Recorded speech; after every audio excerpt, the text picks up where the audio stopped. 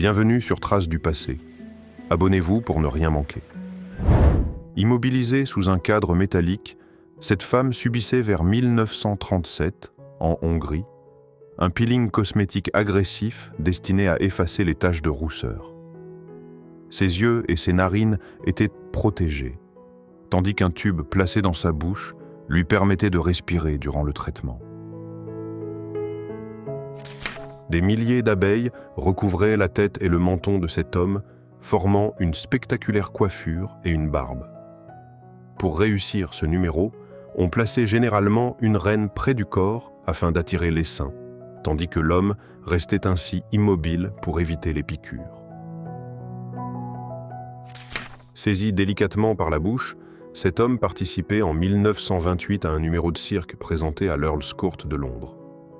Dressé à contrôler sa mâchoire, l'éléphant soulevait patiemment le volontaire sans le blesser, une prouesse spectaculaire fondée sur des mois d'apprentissage.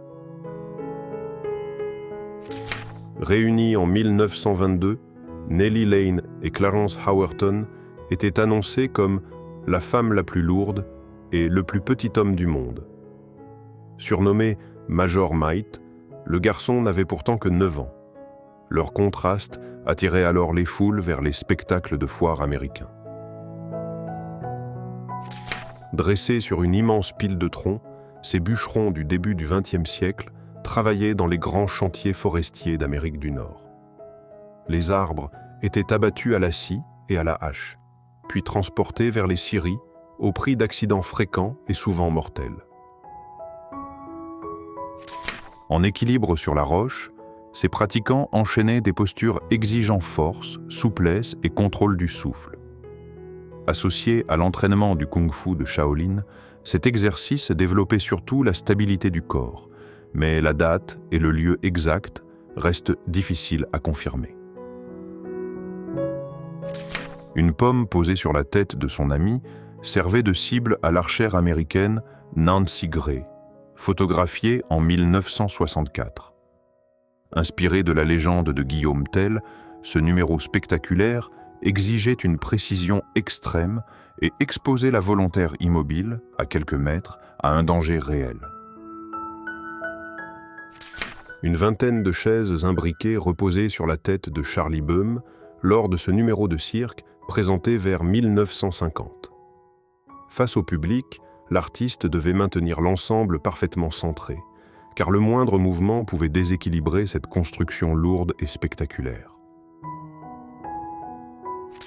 Allongé au sol, ce colosse maintenait un lourd bloc de pierre sur sa poitrine, tandis que 2 hommes le frappaient à la masse.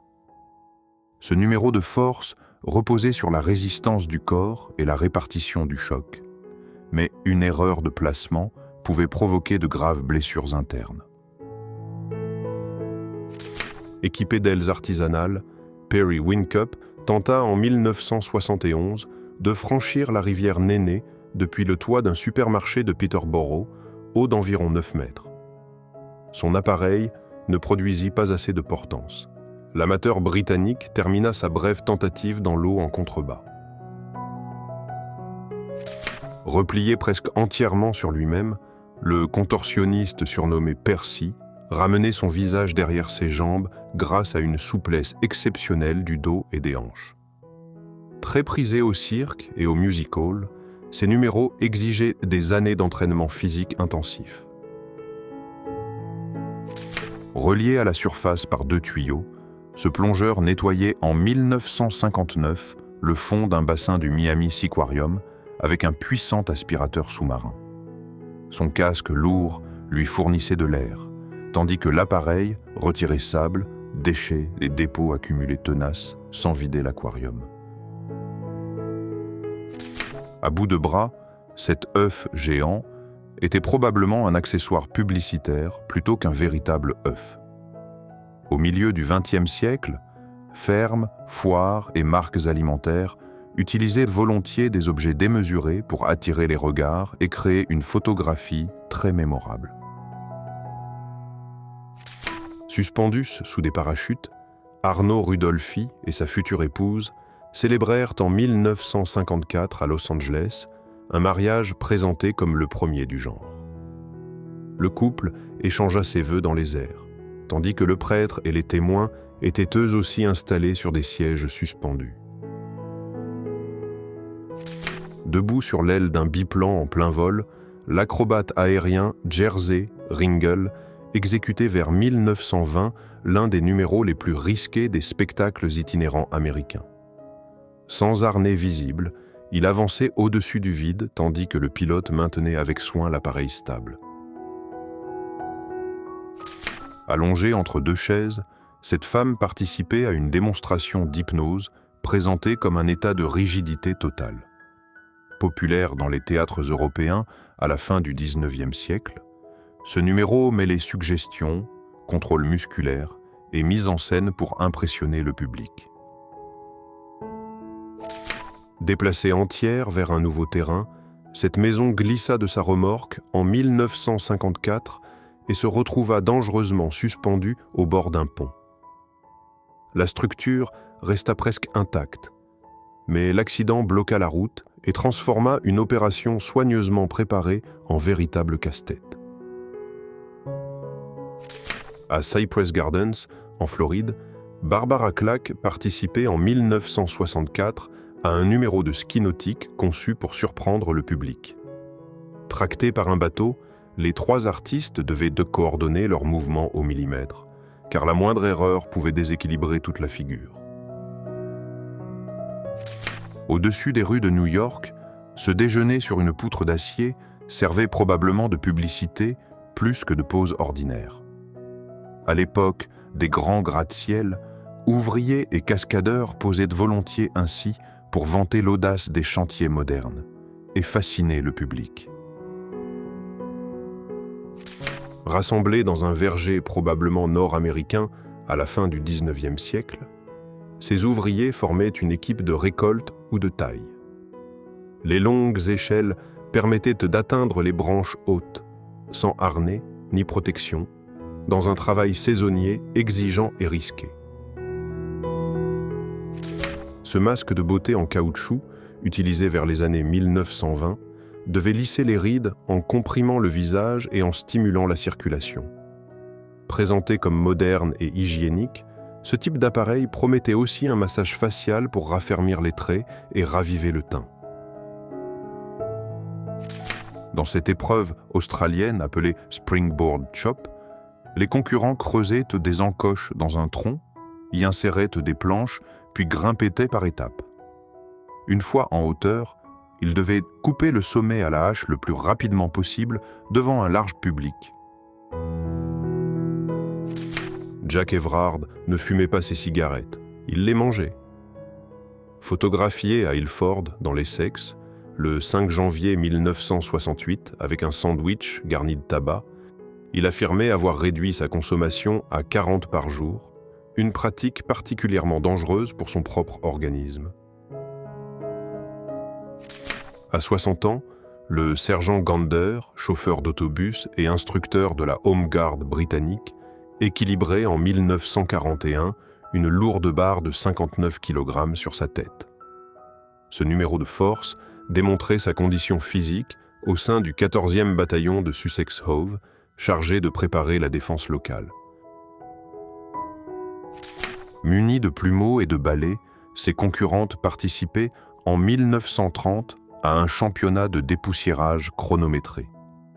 Réparties dans des couloirs numérotés, elles devaient nettoyer leur zone le plus vite possible, la vitesse et la qualité du travail étant jugées devant le public. Coincé entre le nez et la lèvre supérieure, un verre rempli restait en équilibre sur le visage de cet homme photographié en 1967 par De Boer. Le numéro exigeait une immobilité parfaite et une forte tension musculaire, car le moindre mouvement pouvait aussitôt tout faire tomber. À l'Exposition internationale du tabac, vers 1930, une danseuse était installée entre deux cigares monumentaux présentés comme les plus grands du monde.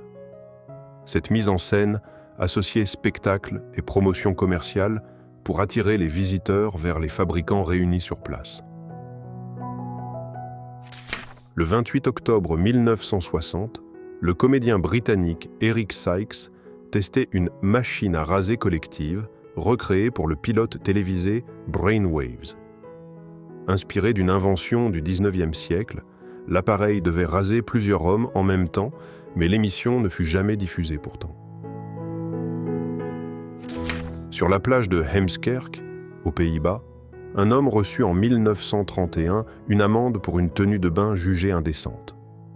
Tandis que l'agent à cheval rédigeait le procès-verbal, les règles de pudeur imposaient encore des maillots couvrant davantage le torse et les jambes, même aux hommes.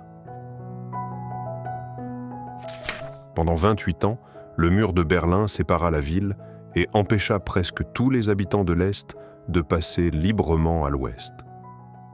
Quand les postes frontières ouvrirent le 9 novembre 1989, des milliers de voitures affluèrent aussitôt vers Berlin-Ouest pour revoir leurs proches. À Disneyland, en 1961, les employés costumés devaient préserver l'illusion du parc et éviter d'apparaître dans un univers qui n'était pas le leur. En coulisses, la cafétéria réunissait pourtant les équipes de toutes les zones, loin du regard des visiteurs, avant leur retour en scène. Habitués au contact humain, ces souris d'animalerie grimpaient volontiers sur les employés pendant le nettoyage ou le nourrissage.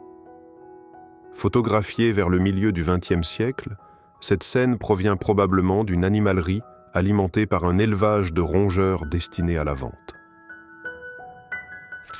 Le nez au ras des jonquilles, cet homme en costume pousse l'équilibre jusqu'à l'absurde dans un parc, les mains croisées derrière le dos. Daté de 1959 et conservé par les archives Hulton, ce cliché humoristique semble bien être une composition posée, plutôt qu'un reportage spontané. Sa femme enceinte a pris son projet à la radio. En 1968, l'ouvrier irlandais Mick Minnie s'était fait enterrer vivant à Kilburn, à Londres. Nourri et ventilé par un conduit, il resta 61 jours sous terre, mais Guinness refusa d'homologuer ce record faute de contrôle officiel présent. Popularisé aux États-Unis dès 1911 pour vendre la Ford T, l'autopolo opposait 2 voitures par équipe, avec un conducteur et un joueur munis d'un maillet. Repris ensuite en Europe avec de petites automobiles, ce spectacle déclina face aux collisions, tonneaux et blessures fréquentes. Le 12 octobre 1962, Cypress Gardens transforma le lac Eloise, en Floride, en scène publicitaire. Un pianiste jouait sur une plateforme flottante pendant qu'une skieuse évoluait à ses côtés. Ces numéros spectaculaires firent du parc un haut lieu mondialement connu du ski nautique. 6 policiers, allongés, servaient de rampe humaine pendant qu'un 7e lançait sa moto au-dessus d'eux. Au printemps 1937, l'équipe motocycliste du NIPD répétait ce numéro pour le premier grand spectacle organisé dans l'histoire de ce corps new-yorkais, devant un public nombreux. Ces hommes semblent y poser dans des carénages de fusées encore vides, probablement lors d'une séance promotionnelle de l'ère spatiale. Les ouvertures latérales donnaient accès à l'intérieur pour l'assemblage ou le contrôle, avant l'installation des instruments et des autres équipements. Sur le glacier Muir, en Alaska, un bonhomme de neige prit des proportions monumentales.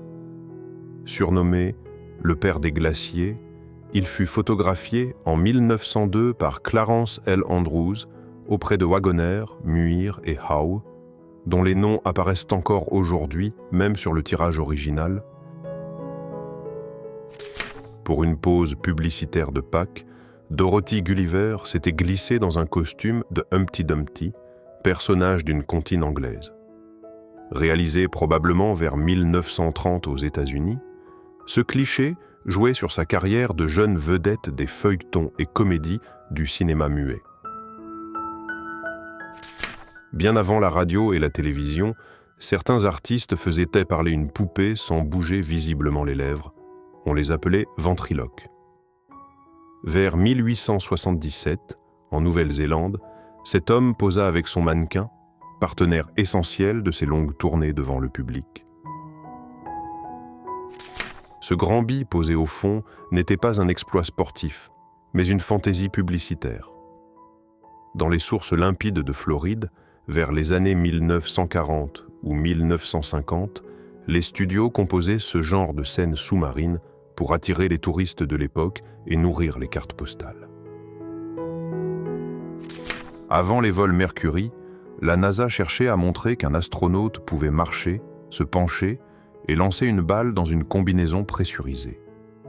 Pris en 1959 aux États-Unis, ce cliché publicitaire présentait l'équipement des premiers Américains bientôt envoyés dans l'espace. Une lourde planche de bois, appelée Kang, immobilisait le cou et empêchait souvent le condamné de se nourrir seul. Photographié à Shanghai vers 1870 par John Thomson, cet homme subissait aussi l'humiliation publique, tandis qu'une inscription indiquait l'autorité qui l'avait puni. À 3 mètres du sol, 7 hommes et femmes mangeaient, se lavaient, se rasaient et dormaient sur des sièges carrés de 45 cm, sans descendre. Organisé au Forest Gate Rink de Londres en janvier 1932, ce premier concours anglais attira une foule venue payer pour les observer. Une machine à coudre servait aussi de solide béquille lorsque cet étrange vélo s'arrêtait. Essayé dans les rues de Chicago en 1939, le Goofy Bike transportait toute une famille. Le père dirigeait avec un volant, le fils pédalait, la mère cousait et la fille prenait place à l'avant. En 1925, des musiciens furent invités à jouer tout près de nourrissons afin de photographier leur réaction au bruit des cuivres. L'expérience tenait autant du spectacle de presse que de l'étude sérieuse. Certains bébés restèrent curieux, d'autres éclatèrent aussitôt en sanglots. Avant de devenir une vedette de la télévision américaine, Kokomo Jr. apprenait des tours de cartes auprès d'un magicien. Engagé en 1957 par l'émission Today, le chimpanzé participa durant 2 ans au bulletin météo et à de courts sketchs, alors suivis par des millions de foyers. Assez légère pour être soulevée à la main, la mopetta promettait une place partout en ville. Présentée à Londres en avril 1958 pour 200 livres, cette monoplace allemande à 3 roues, dotée d'un moteur de 50 cm3, atteignait 34 km/h. Seuls 14 exemplaires furent construits au total. Un petit poids, une ligne droite et une règle absurde, le pousser uniquement avec le nez. À Walton-on-Thames, dans le Surrey, le derby national de 1969 réunissait ses concurrents au profit d'une œuvre caritative, sous les yeux d'un public venu rire autant qu'encourager leurs efforts. Le poisson n'était pas prisonnier du masque. Placé entre le verre et l'objectif, il créait une illusion parfaite pour la presse.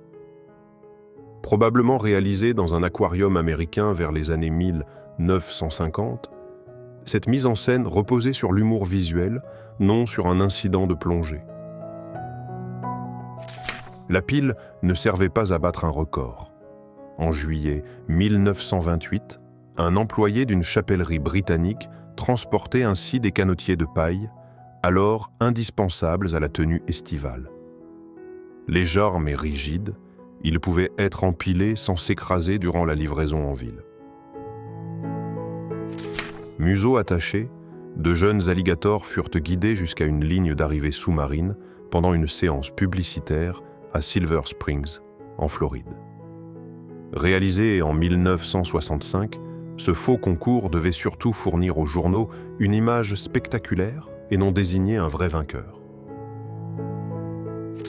À Madurodam, un acteur en costume ancien enjambait les rues miniatures pour une séance publicitaire organisée peu après l'ouverture du parc, à La Haye, en 1952. Construit à l'échelle 1:25, ce petit pays honorait Georges Maduro et finançait un sanatorium pour étudiants malades.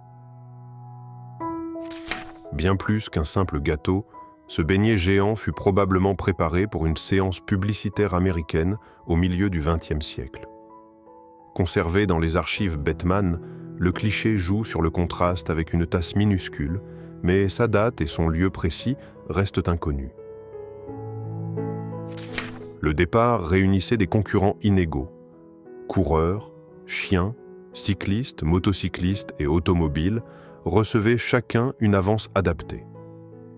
Organisée probablement en Europe dans les années 1930, cette course à handicap visait une arrivée aussi serrée que spectaculaire devant le public. Suspendu à un simple haubans, ce cascadeur participait aux spectacles aériens itinérants qui parcouraient les États-Unis dans les années 1920. Ces barnstormers enchaînaient passage d'un avion à l'autre, équilibres et chutes simulées, souvent sans parachute ni véritable sécurité. Le chef n'avait aucun pouvoir.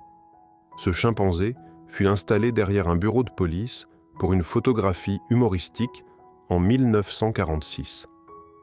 Affiches du FBI, menottes, pistolets et matraques composaient un décor volontairement sérieux, destiné à amuser la presse américaine de l'après-guerre. À 18 ans, Gail Hooper reçut un titre typique de l'Amérique des années 1950, reine nationale du poisson-chat. En 1954, sur le toit de l'hôtel New-Yorker, elle posa avec un spécimen de 25 kg lors d'une opération publicitaire alors destinée à promouvoir la pêche et ses concours. Bien avant les vidéos virales, Cirque et Music Hall lançaient des chimpanzés dressés dans des numéros comiques à bicyclette, souvent vêtus comme des enfants.